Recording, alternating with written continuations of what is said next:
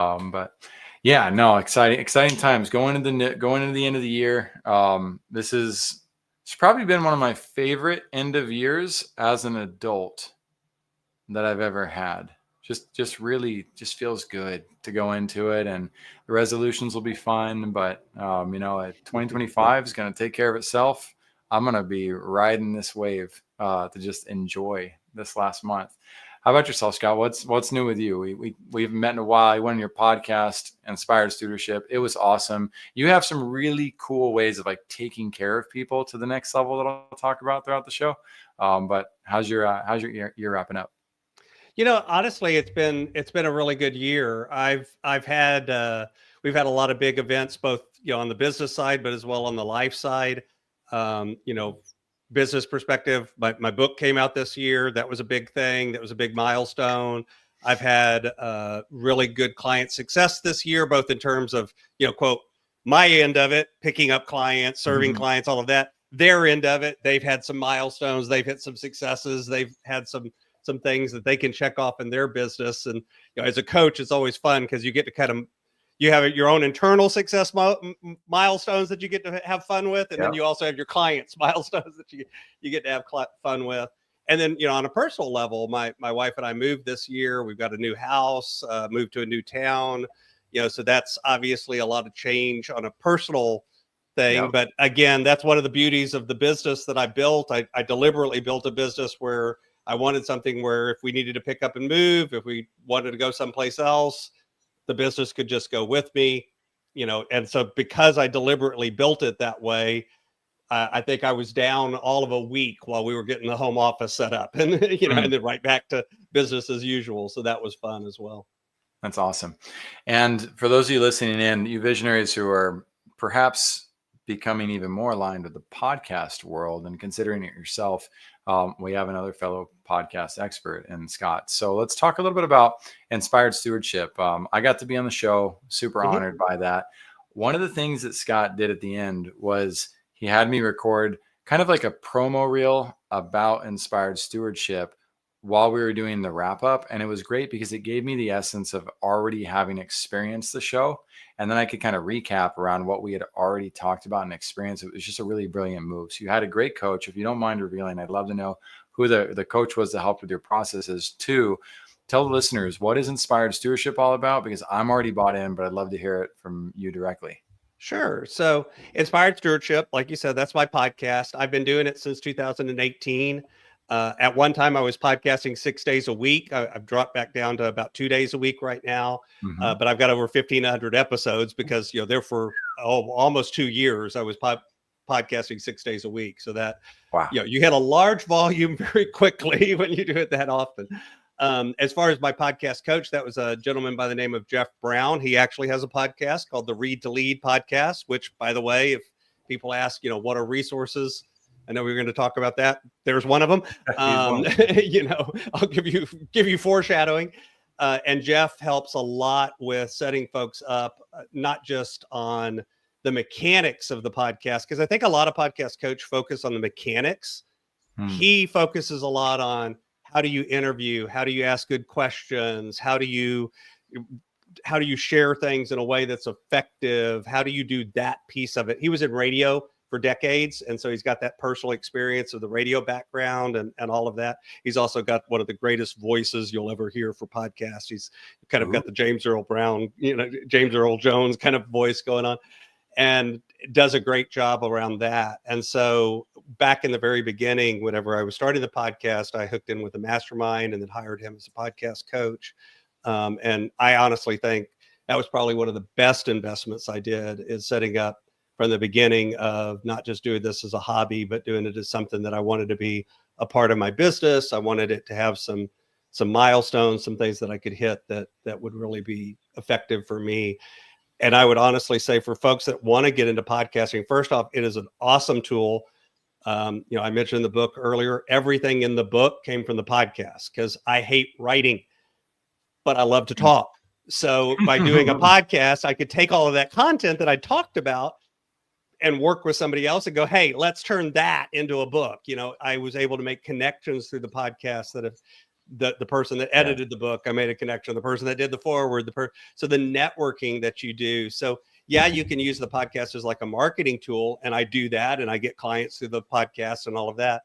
But there's a secondary level of effect if you set it up right and do it well, where you can use it as a networking tool, you can use it as a connecting tool, you can use it to produce other content, you can repurpose everything you do. You know, it's all these ripples that you can do. And that's one of the things as a coach that he set me up to do from the very beginning, is not just look at it as one lane, but say, okay, how can you do this one thing and turn it into 17 other things? Right. You know? It's a compound effect. Yeah. And it does that naturally. It's got that ability. When we are centered with our authenticity, it compounds our authenticity in unforeseen ways. And I think that's one of the neat things is the marketing, you may have even done it with that intent, but it's actually a byproduct. It's secondary. Doing it right. So and that's what your show really represents to me as well. So I love how deep you're willing to dive on that. I circled Jeff Brown's name because it's, you know, we all of you out there, you guys have all signed coaches that you just were less than happy with. You're welcome to comment on how you feel about your past coaching experiences. I know most people, they're not too happy with how those engagements went. So the fact, Scott, you speak that highly about Jeff says a lot, especially with the quality of podcasts and just human leader that you are. We're going to be talking about the value of management too in just a little bit. Now, as we get ready to shift towards that, though, you've got a couple of decades of wisdom under your belt. I think you're at least 20 years old. And I appreciate the value of the wisdom that you carry with those decades. So what are 3 resources that you recommend for visionary leaders that have helped you on this journey? So that first one, I'm going to go back to the Read to Lead podcast. To me, that is a big one. I believe, and that's the theme of that podcast, leaders are readers, readers are leaders. I think if you're any sort of leader or any sort of leadership position, if you're not doing lifelong learning and continuously pouring into yourself, you're doing it wrong. You know, that is step number one. And actually in the frameworks I use, you know, one of the first things I talk about is investing in yourself. And that's a big piece of it. The second resource I would do is, and I use DISC for this, DISC being a personality and communication assessment tool. Learning more about communication, I would suggest DISC is a methodology of that. There's other ones out there and it could be other things, but whether that's learning to do a TED Talk, whether that's investing in personal speaking and coaching around that area, I would use DISC and learning more about that as my actual suggestion. It's the way, finding a framework where you can understand not just how you communicate, but how other people communicate, so that you can actually talk to people and get your point across in a way that's effective and efficient and works. And then the third resource that I would give is, and I may be kind of shortcutting or circumventing what you were going to say, but or what you would count as a resource is, I honestly would suggest to people that having that 30 minutes in the day that they set aside for white space time is a resource. And this is one that's free. You know, you don't have to go pay somebody to do this, but actually putting that appointment on your calendar, 30 minutes, an hour, 45 minutes, maybe it's even 15 is all you can squeak out, but doing it every day with consistency, to have that blank time where you don't have anyone else that you're meeting with, you're not talking to any of your assistants, you're not talking to anyone else, but as a leader, you're spending some time in your own thinking, in your own planning, in your own, what is important to me? What is my why? What am I doing that is actually connecting to? What am I grateful for? You know, those sorts of reflection questions and looking forward questions that we all need to be doing with a real regular cadence. And yet I think most of us don't set aside any kind of dedicated time to do that. Then we get to the end of the year and we look up and we're like, you know, what the heck happened this year? And it's just putting that on your calendar and then enforcing that and really living into that. Woo! I feel so validated. I'm going to run around my chair real quick because I love that you said that. It's such an important reality. And those of you listening, yes, celebrate life too, my friends. It's such a great opportunity. Oh, it's absolutely. The 30 minutes of white space. Nobody's put it that way. We've had a few people talk about the value of meditation. And so we're going to include the ChatGPT generated articles and guides that we created based on some of the prompts from the show regarding meditation so that we can look into that. The process of talking to other visionary leaders like Scott, like my friends, those of you listening in, you might consider the value of how, your own podcast can help shape and refine your own vision. I cannot Absolutely. even begin to describe the amount of transformations that this has helped me accomplish as a leader. So about 2 weeks ago, I asked my assistant, I said, hey, Ange, can you do me a favor? I want to start having 30-minute prayer and meditation gaps after every single one of my meetings.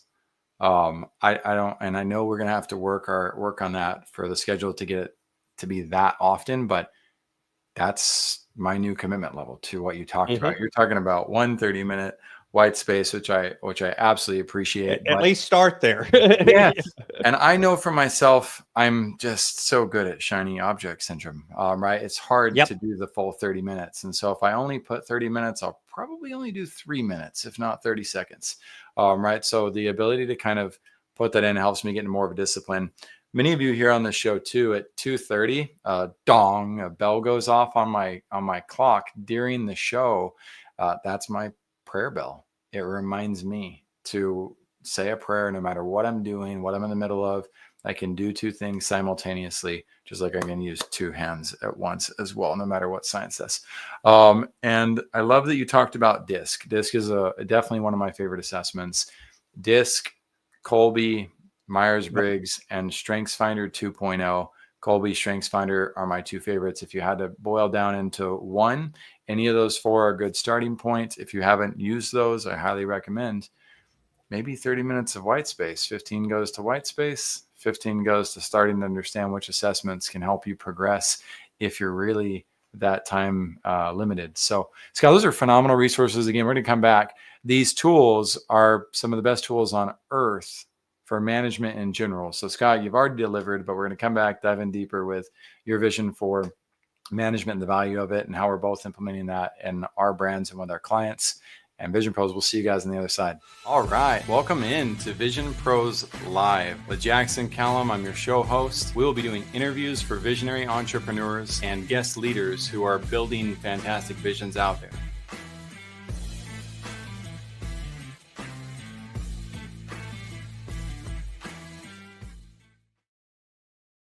What's up, everybody? Welcome into another episode of Vision Pros Live. I'm your show host, Jackson Calame, founder and CEO of First Class Business. I literally almost forgot my name right there.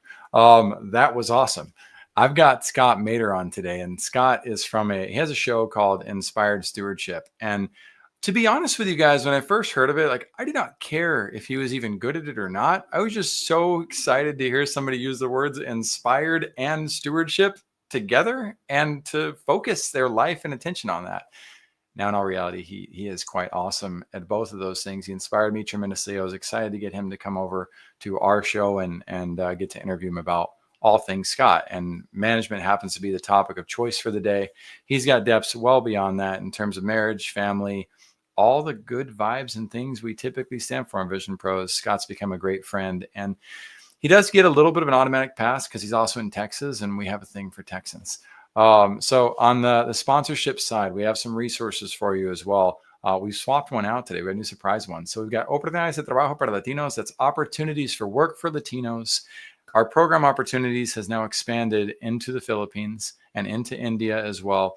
And what we're doing is, we're looking for leaders that come from those cultural backgrounds who want to be on those podcasts, because we have Spanish podcasts, we got the Indian podcast coming out, we got the Filipinos podcast, leaders who will inspire the rest of the world, the people we're trying to help. We're bridging the economic gap between North America, South America, and rest of the world. And while that doesn't necessarily directly affect you, most of you out there have explored the idea of VA relationships. You call it virtual assistants. We call it virtual abuse. I'm just really sad and tired of seeing so many entrepreneurs not take an interest in the lives of the people that they're helping. And we try to facilitate a relationship between what we call digital ambassadors, which are very well-trained virtual assistants, and the ability to help and support entrepreneurs who are going to take care of them and help them build an awesome vision for their life. So that inspires you. Let us know. Go and check out opportunities, oportunidadeslatinas.com, for the people who speak Spanish. Then there's Learn and Grow Rich. When I saw Zach Ullman's brand, I had like immediate red flags. I was like, I'm gonna grow rich sounds so spammy and so like, but they're values, they're virtues. Learn and grow and be rich. Rich is an abundant virtue. Zach is an abundant man. I have fallen in love with this man in the best of ways for business. He abides by the same principles that First Class Business has, which is why I'm excited to announce Zach Ullman is our new Chief Financial Officer at First Class Business. And the reason why we've chosen Zach above all the others that we've worked with in the past is Zach's at scale. He offers his services to the world and has built procedures, resources, and templates to help him do that. And his executive prowess to talk deeply about things that are difficult and hard and do so in a fun way and also explain things with extreme clarity. I am so grateful for having found Zach Ullman in life. And if you're looking for somebody to help on the financial side, there's a reason I hired him. The only thing that I am asking you not to do, please don't contract him at a financial level where he has to abandon First Class Business. That is the big favor that I ask. That is one of the reasons why entrepreneurs don't share their best resources. But I'm like, nope, if he wants to stay, he'll stay. But I highly recommend always recruiting the best of the best by going after them as the best of the best, not in fear or worry or doubt. Otherwise, they probably won't want to work with you. Then there's the Water Project. The Water Project is something that is near and dear to my heart these days. As I meditated, like Scott said, took time for the white space to think through this. And I had to. I've never been thirsty in my life, not like truly in thirst. These kids, these families, they have to sometimes go 3 to 5 miles just to find a source of water. It's oftentimes not clean. You can imagine what that would be like to have to go find water in a ditch or something. And it broke my heart as I thought about it. And it also made me realize that, wow, we got millions of people out there who are able and willing to celebrate access to clean water the way my children celebrate Christmas Day and even beyond probably. And the Water Project has set this up to where you get to pick the community that you're going to support. So you get to see the project come to fruition. They give you updates by social evidence or proof that it did happen. And you get to learn about how these projects occur, sand dams, borehole wells, etc. Really cool process to be involved in. Again, I'm not affiliated with this project. It just inspires me. Figure it's one of the most needed resources on earth. And I got to do my part. I'm going to rock this microphone to inspire people to talk about it. If you've got the financial power to invest in it or to give back to it, please do. If you don't, my hope is that you'll at least take the time to talk to somebody about it, because you never know. They might end up donating 10,000 or 100,000 or doing something beyond. We've got 8 billion people to help. So if you're thinking of another cause that's near and dear to your heart, drop the link in the comments. Let us know about it. It's something that I will personally explore. My team will probably explore. We might talk about it on the show. Again, we have so much opportunity to do good in subtle and small ways that sometimes we take for granted. I hope you join me in that effort. Without further ado, Scott Maderer, thank you for being here to bless the lives of our visionaries. Welcome to Vision Pros Live. Thanks so much. I'm happy to be here. Yeah, absolutely. So Scott, as we talk about the value of management, we've got the ability to cover the basics that ChatGPT could cover, or to help people with a basic search of what is management or what is manager. I think we kind of got to cover that, but I'm really looking forward to dive into some of the heftier aspects of management, some of the ways that we may overlook, how we may not be applying it as visionaries, and how do we remove some of those blind spots for people that are tuning in. So I'm going to leave it that broad. Where do you want to begin? I think, and I'm going to go back to something that you said while you were sharing some of the resources a moment ago. I think a lot of times we look at management as kind of the operational stuff. It's kind of like what I was talking about with the podcast coach, right? Where it's all about the technical stuff. And for me, and it's honestly, it's why my brand is Inspired Stewardship, is I look at management, I look at leadership, I look at those things through that lens of stewardship.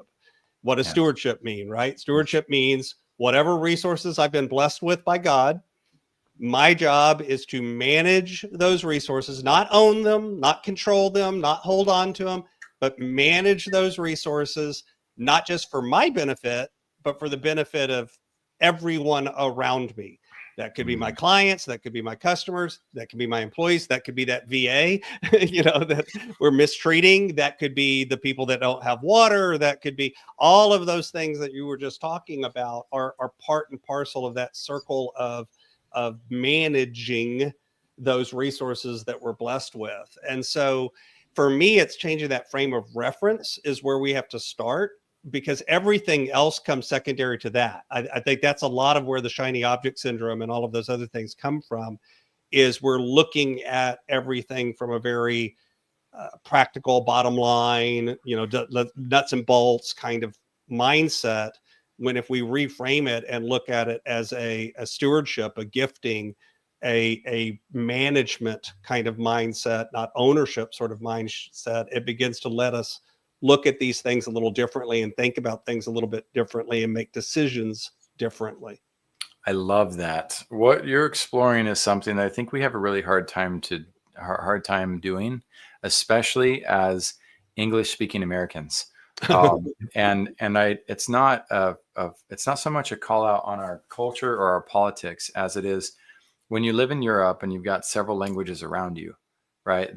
You realize that there's lots of definitions to lots of different words. And our mixing pot is, our melting pot in America is starting to kind of get that. But if we isolate around one concept of love, right, we may, like the romantic love, we may miss out on the understanding that love's more universal and that there's more applications. You're talking about that from a management standpoint, a metric, key KPIs.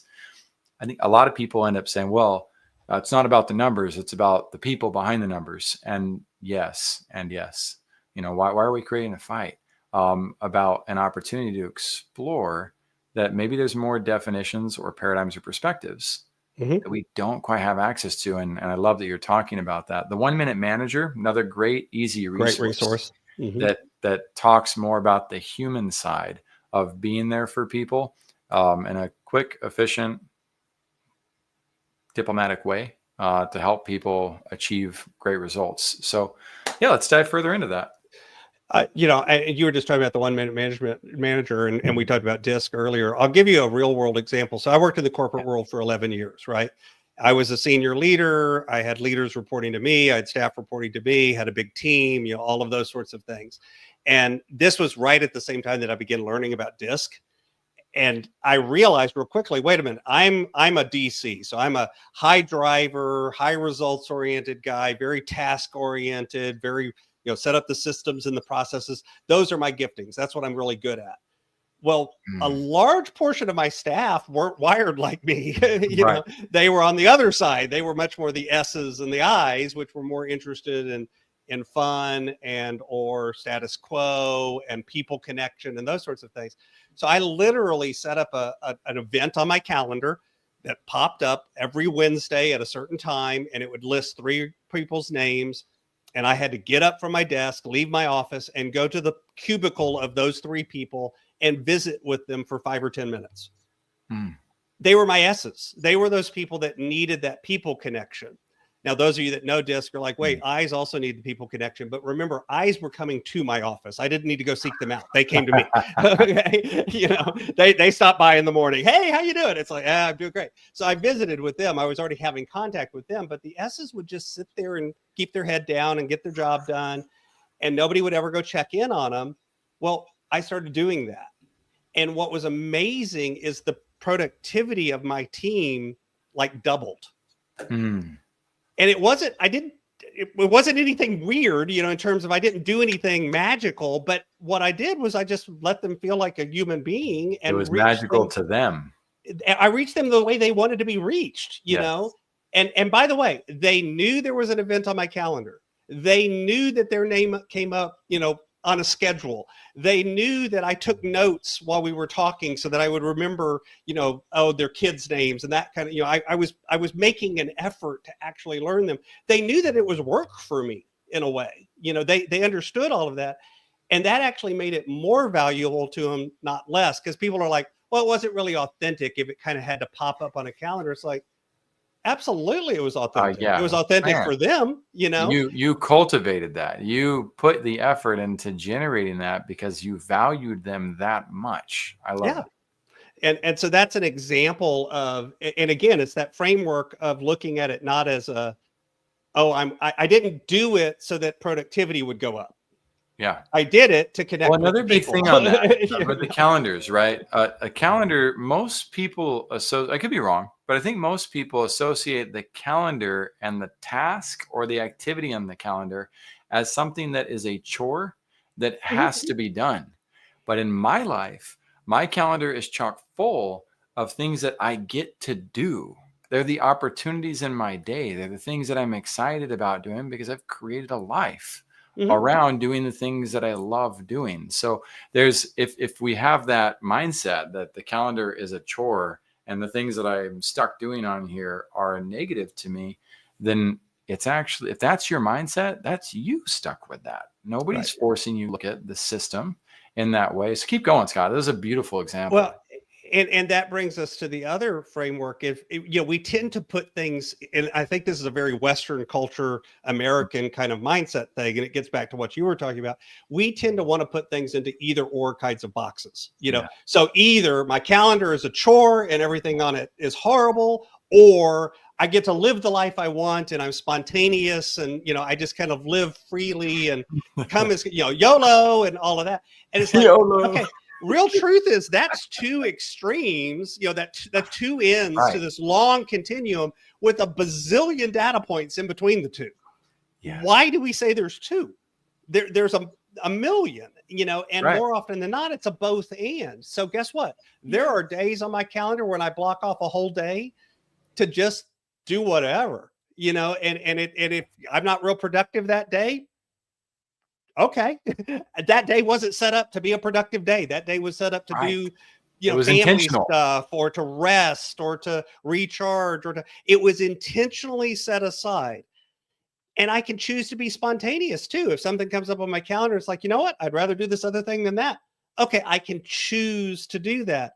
But the trick is to make that active choice. I think the framework, and we all do this, and you just said it, we have that I had to do it mindset.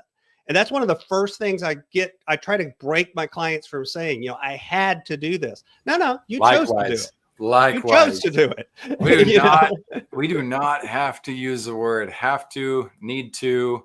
No, Gosh, I'm you obligated to. chose. That gave you the power, because otherwise Yeah. you're abdicating your power. You're right. literally You're saying, becoming a I have slave. no power. Oh, And you're a slave to whatever is out language, there. right? Exactly. The whole thing. Yeah. Oh man, I love But it. our language is how we see the world. That Yes. is the reality we create. It's the way we describe things. People don't understand how incredibly powerful it is to just tweak a word. We're gonna play a game real quick. So here's our visionaries. If you are writing down right now, I have to fix my language, you're missing the point. You're missing the point. Instead of saying I get to, I Get have to, the choose opportunity. to, I have an opportunity I to, want to, right? What a blessing it is to. There's so many alternative mindsets, and I know most people in the world would kind of be like, man, they're just lost in the fluff. Man, I'm happy in the fluff. The fluff is what really changes things. I'm happy, right? You said something earlier. I want to call us back. I want to go back to this attention point because it was such a beautifully articulated form of leadership that is so uncommon in the world that would dramatically increase profitability, increase productivity, and help people connect at such a bigger level. You had a chance to say the VA that they are mistreating, or the VA that you are mistreating. You chose to say the VA that we are mistreating. We're, and which means, and I was like, I love that you said that because, I'm guilty as charged, of course, with not being perfect with my relationships. I am a human being who is fallible. I have lots to learn in life. And the opportunity to help leaders step into owning that we're still moving. We're going to make mistakes. We've made mistakes in the past. We're all learning. We'll create, to me, I think that's one of the greatest keys to creating more trust, better conflict, more results within companies. Thank you, Patrick Lencioni, 5 Dysfunctions of a Team, for talking through that as well. Another great resource. Have you always been able to speak with this concept of we when it came to negativity? And how did you make that transition? And so visionaries listening in, if you've got executives working with you, team members working with you, I can almost guarantee you that somebody in your life is struggling with this concept. Even if you're already past it, learning to articulate it and approach it is a great thing to do to strengthen the power of your team. Scott, how'd you get to where you include yourself in those moments? First off, the question was, have I always been like that? Absolutely not. I think for me, a lot of it came out of my first career. I'm like a lot of us. I've done a lot of different things in my life. My first career was actually as a school teacher. And for 16 years, I taught in the public school system. I taught science. I taught in a private school. I've taught in those kinds of environments.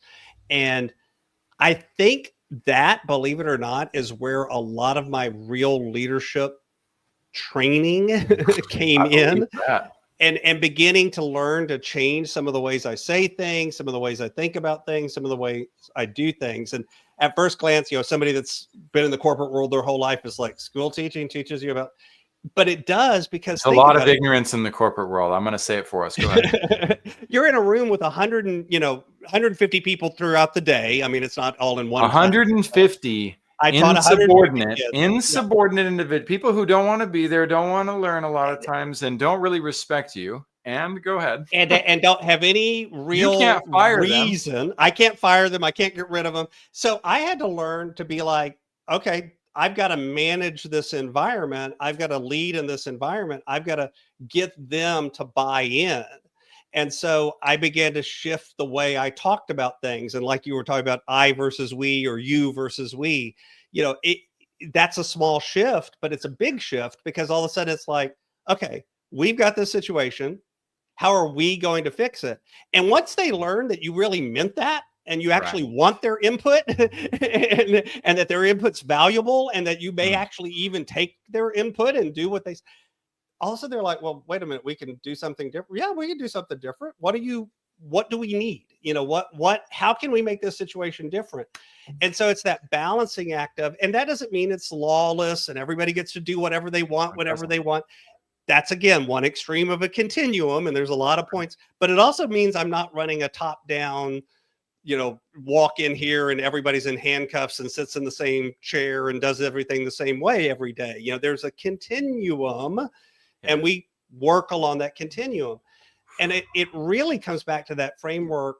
That's when I started to learn it. And then when I went into the corporate world, I realized, oh, wow, the same skills that I was applying there apply here. And now as a coach, same thing. The same skills I was applying there apply here. In marriage, same thing. Nonprofit world, same thing. Church, same thing. I feel so ignorant right now. And that's one of those opportunities, right? As leaders, like, do we choose to embrace that, or hide from it, or run for, or put ourselves down for it?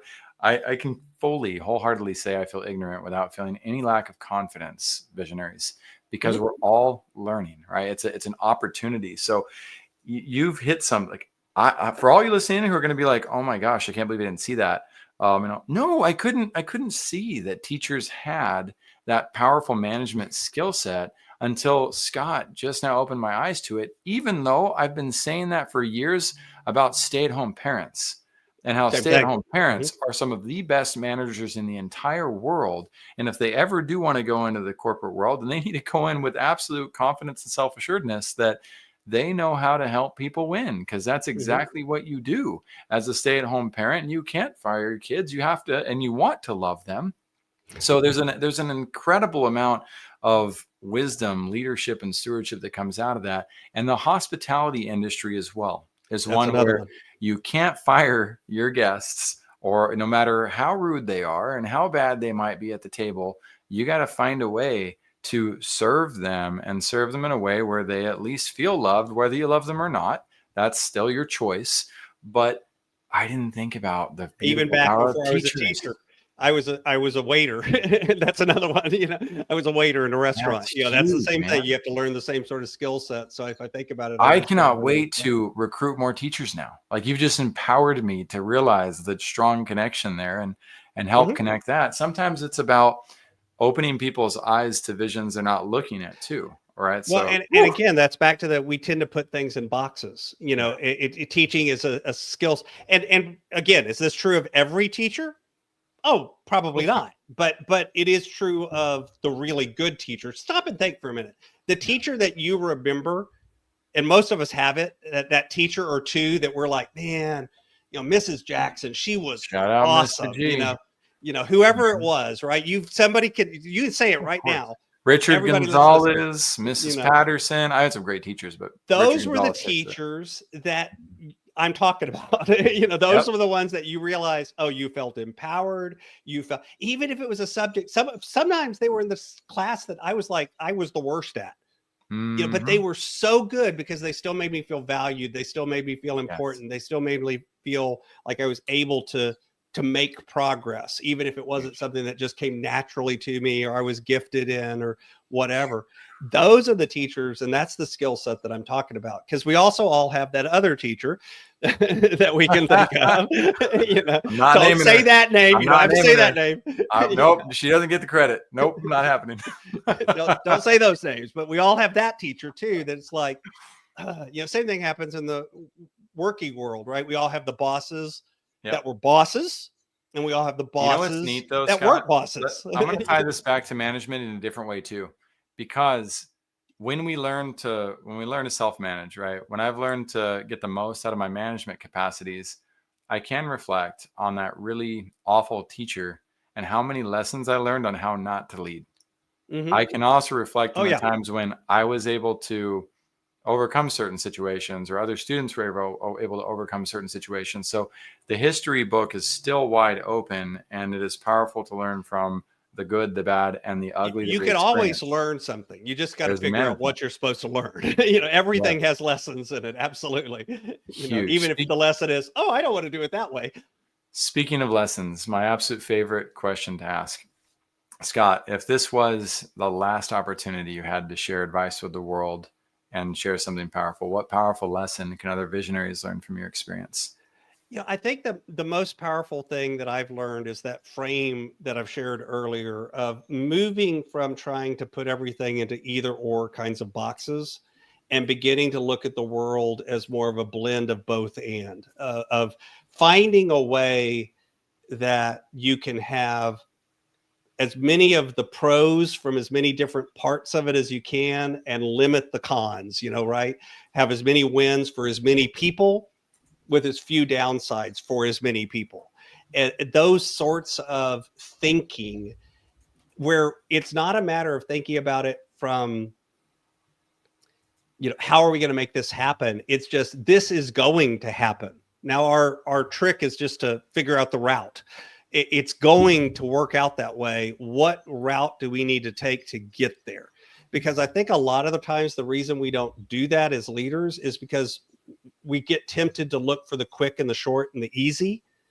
And usually the paths that lead to the most wins involve going out of your way. They involve taking a few extra steps. They involve bringing in some more resources. They involve widening the circle as opposed to narrowing the circle. And so it's finding those ways to widen your circle and look for the both and rather than the either or.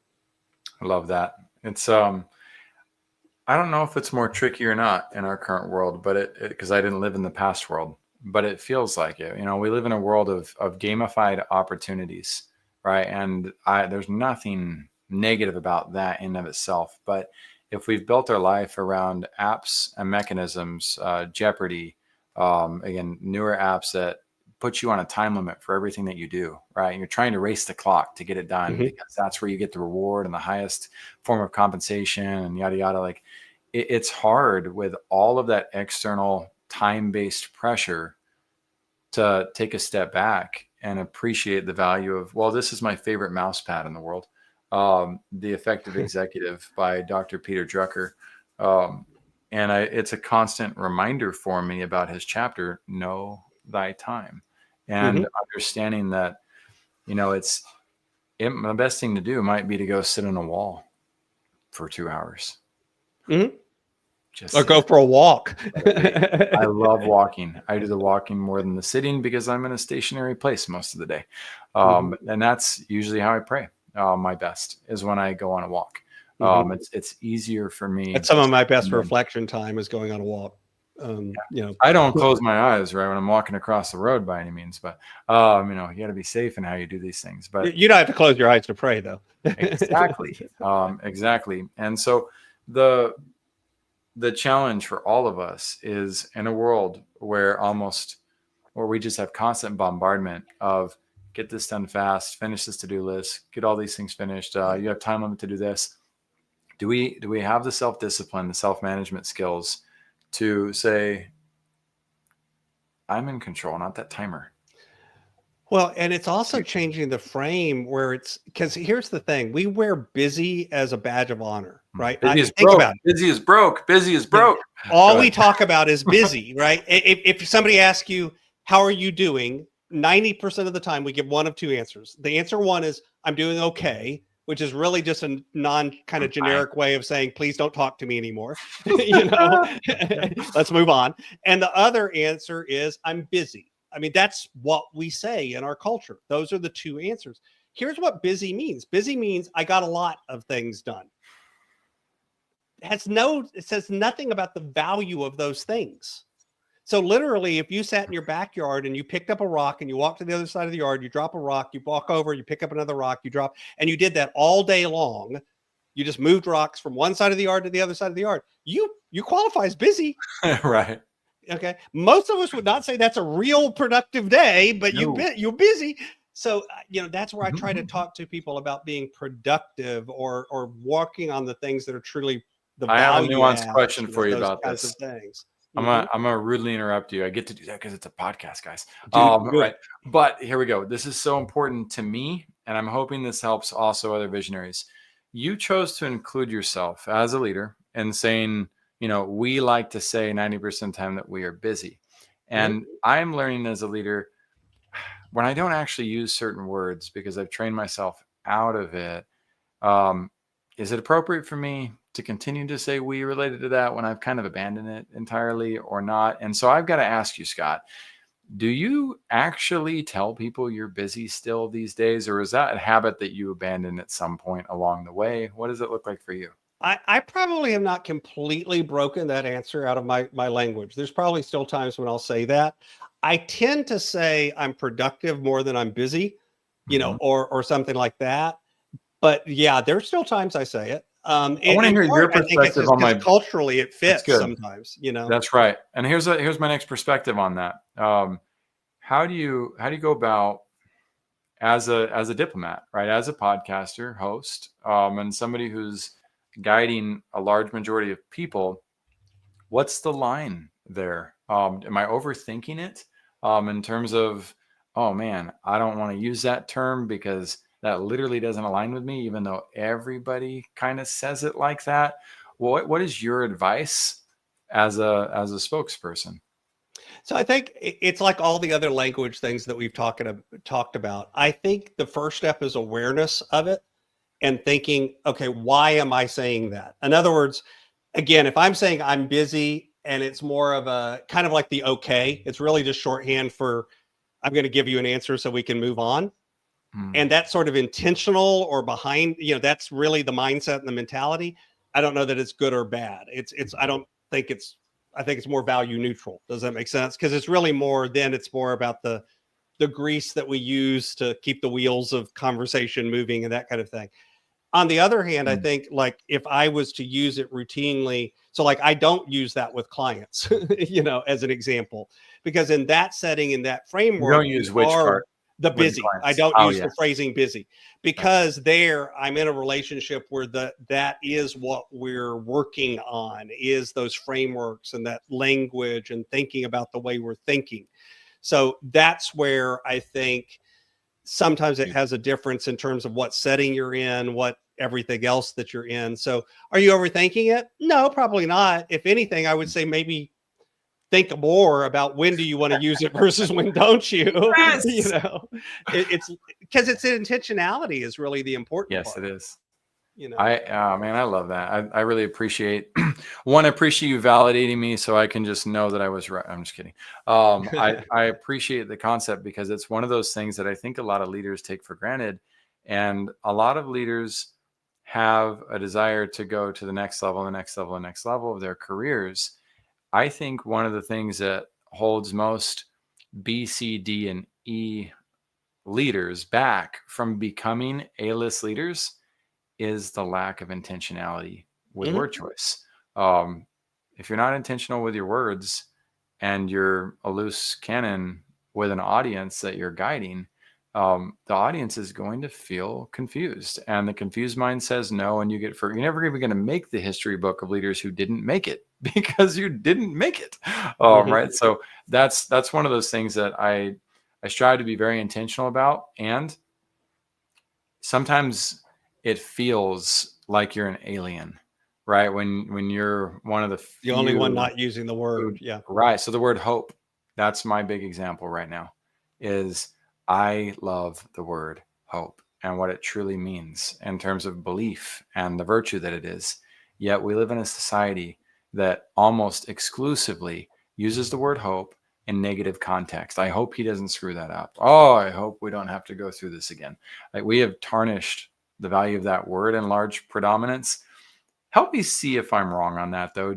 What examples and communities do you see us using the word hope in a positive and uplifting fashion, the way that I think the word was intended? I think